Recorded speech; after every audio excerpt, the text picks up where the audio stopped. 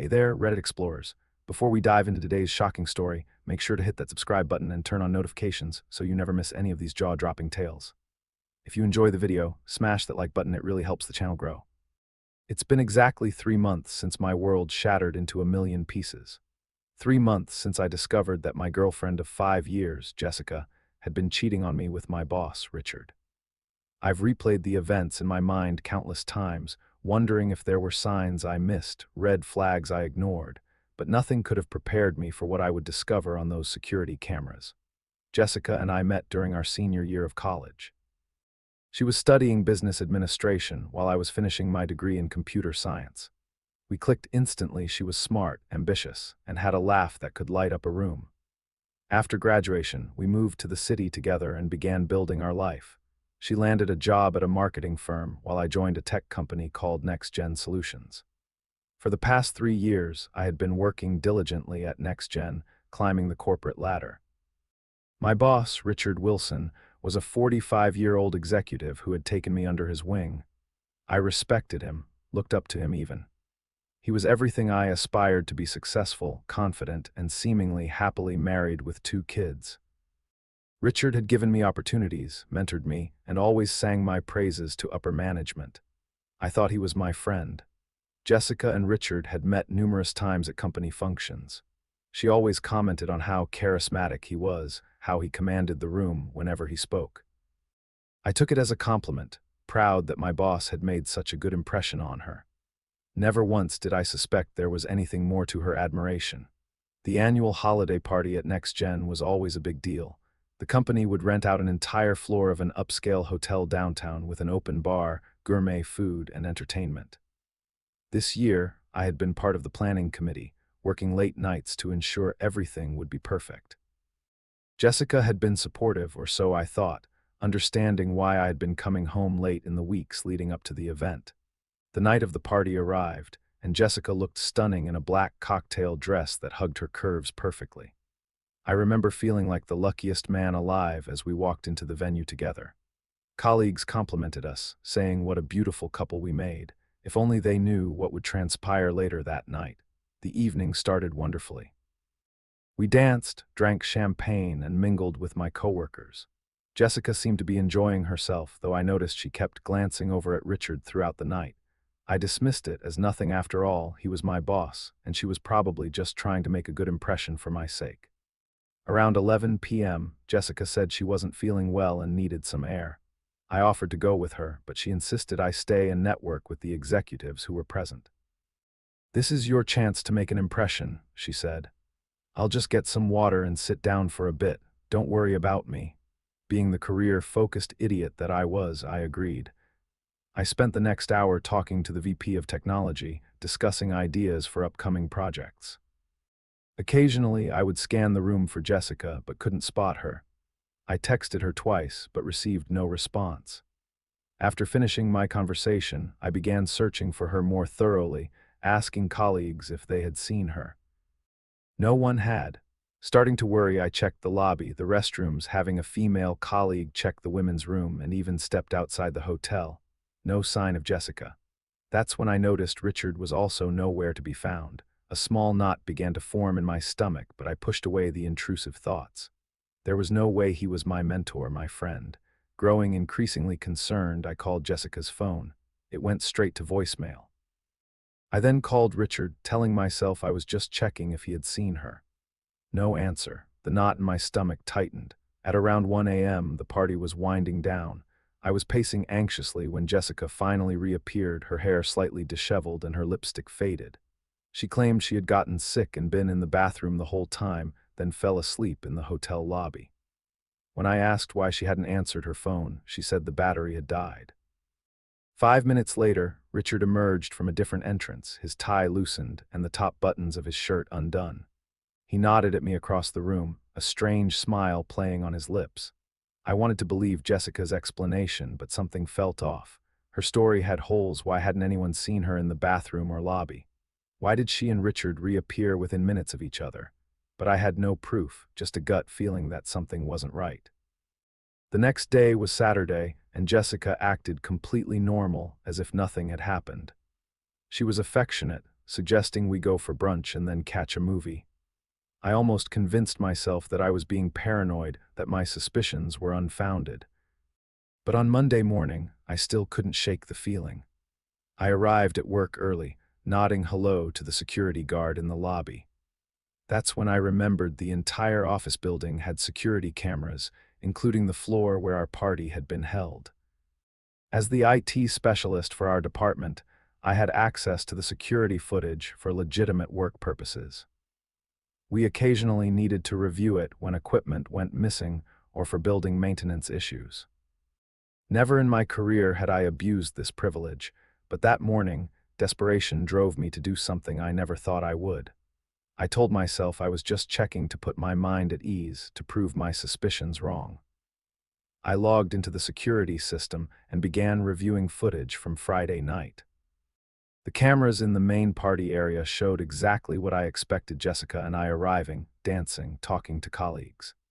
Then Jessica walking away at 11 p.m., just as I remembered. I followed her movement through the cameras as she left the main room. She didn't go to the bathroom. She didn't go to the lobby. Instead, she took the elevator up one floor to where the executive offices were located. My heart pounded as I switched to the cameras on that floor. The footage showed Jessica stepping out of the elevator, looking around cautiously, then walking purposefully toward Richard's office. She knocked and the door opened. Richard pulled her inside. My hands trembled as I fast-forwarded through the next hour of footage. The hallway remained empty until finally, Jessica emerged from Richard's office, straightening her dress. Richard followed shortly after, checking the hallway before stepping out. They shared a passionate kiss before heading to separate elevators. I felt physically ill, my vision blurring with tears of rage and betrayal, but I forced myself to keep watching. I needed to know the full extent of their deception. Going back through weeks of footage, I discovered this wasn't their first encounter. They had been meeting in his office late at night for at least a month, always when I was working late on the holiday party planning. The woman I loved and the man I respected had been betraying me right under my nose, in my own workplace. I downloaded several clips of the footage to my personal drive, not as some kind of twisted souvenir, but as evidence. Then I closed the security program and sat at my desk, numb with shock. Richard arrived at 9 a.m., cheerfully greeting me as if nothing had happened. "Great party on Friday, wasn't it?" he said, clapping me on the shoulder. "You did a fantastic job with the planning." I couldn't even look at him. I mumbled some response and retreated to my cubicle, where I sat staring at my computer screen, unable to focus on anything. That evening, I confronted Jessica. She was preparing dinner in our apartment when I walked in, still carrying the weight of what I had discovered. "We need to talk," I said, my voice barely above a whisper. She turned, spatula in hand, smiling. "Sure, babe, what's up? I know about you and Richard." The spatula clattered to the floor. Her face went pale. "What are you talking about?" "I saw the security footage, Jessica, from the party, and from all the other nights, too." She stuttered, attempting to deny it at first, but when I described the footage in detail, she broke down. Through tears, she admitted everything: how it had started as innocent flirtation, how Richard had made her feel special and desired, how the affair had been going on for nearly 2 months. "It didn't mean anything," she pleaded. "It was just physical. I love you, not him." But her words rang hollow. 5 years of trust had been shattered in an instant. The woman standing before me was suddenly a stranger, someone capable of looking me in the eye day after day while betraying me in the worst possible way. I packed a bag that night and went to stay with a friend. The next morning, I went straight to HR with my evidence. I explained the situation calmly, professionally, showing them selected clips that proved the inappropriate relationship between an executive and a subordinate's partner. I made it clear that I wasn't seeking revenge, merely reporting a serious ethical violation. The HR director was appalled. By the end of the day, Richard had been placed on administrative leave pending a full investigation. Within a week, he was terminated for violating the company's code of conduct. His wife found out, and from what I heard through office gossip, filed for divorce immediately. As for Jessica, she bombarded me with calls and texts, begging for forgiveness, claiming she had made a terrible mistake. I blocked her number after the 3rd day. Through mutual friends, I learned she had been fired from her own job apparently.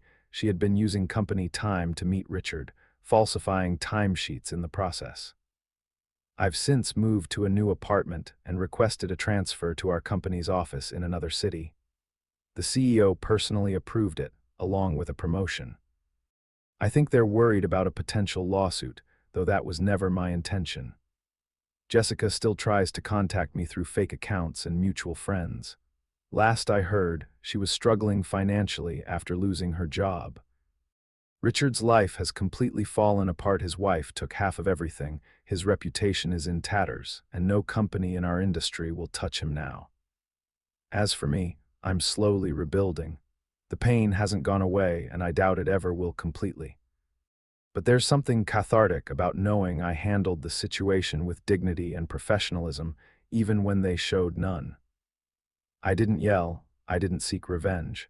I simply exposed the truth and let the consequences follow naturally. Sometimes I lie awake at night, replaying the happy memories Jessica and I shared, wondering if any of it was real. Other times, I'm consumed by images of her and Richard together, laughing at my ignorance behind my back, but each day gets a little easier. I'm focusing on my career, reconnecting with friends I had neglected during my relationship, and even considering dating again, though trust doesn't come easily anymore. If there's one thing I've learned from this nightmare, it's that you never truly know someone. The people closest to you, the ones you trust implicitly, can be wearing masks so convincing you never see what lies beneath until it's too late. So check those security cameras when you lose your keys. You never know what else you might find. The next day after I confronted Jessica and she admitted everything, I received a barrage of texts from her. Jessica, please talk to me, Jessica. I know I messed up, but we can fix this, Jessica. I'm so sorry. It was the biggest mistake of my life, Jessica. Please just give me one chance to explain, Jessica. I haven't slept. I can't eat. Please just answer, Jessica. I love you, not him. It was never about feelings, Jessica. What are you doing at work? Please don't do anything you'll regret, Jessica. My boss just called me into her office. What did you do? Jessica, I've been fired because of you. How could you do this to me?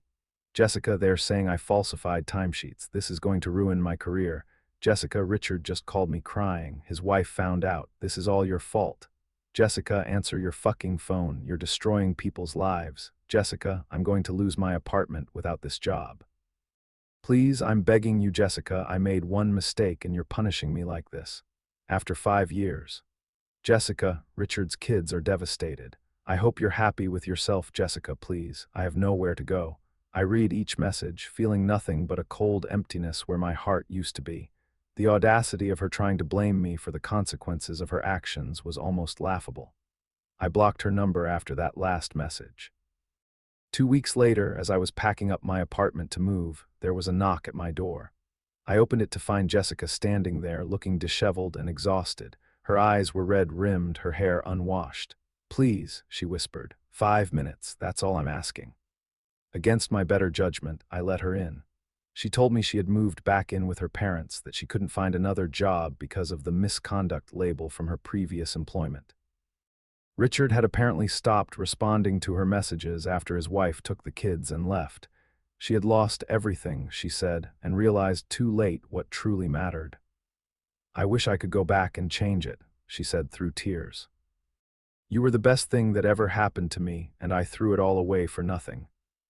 I listened silently, feeling a strange sense of detachment. When she finished, I simply said, I hope you find what you're looking for, Jessica, but it's not here anymore. I've accepted the transfer to Seattle. I'm leaving tomorrow. The look on her face was one I'll never forget, pure devastation, as the reality sank in that there was no going back, no fixing what she had broken. She left without another word. Sometimes, in my darker moments, I wonder if I was too harsh, too unforgiving. But then I remember those security camera images, Jessica entering Richard's office with a smile, emerging later with her lipstick smeared and her dress wrinkled. I remember the weeks of lies, the betrayal by 2 people I had trusted completely. And I know I made the right choice. Life in Seattle is different, quieter. I'm focusing on myself now, joined a hiking club, started therapy, even adopted a dog from the local shelter. The company has made good on their promise of advancement, and I'm now leading my own team. Jessica still emails occasionally from new addresses. The messages have evolved from desperate pleas to angry accusations to, most recently, a strange acceptance. Her last email simply said, "I understand now. I hope someday you find someone who deserves you." I didn't respond, but for the first time since everything happened, I didn't immediately delete the email either. Maybe that's progress. Or maybe it's just another reminder of a chapter in my life that I'm finally ready to close. Either way, I know this now. Sometimes losing what you thought you had is the only way to find what you truly deserve.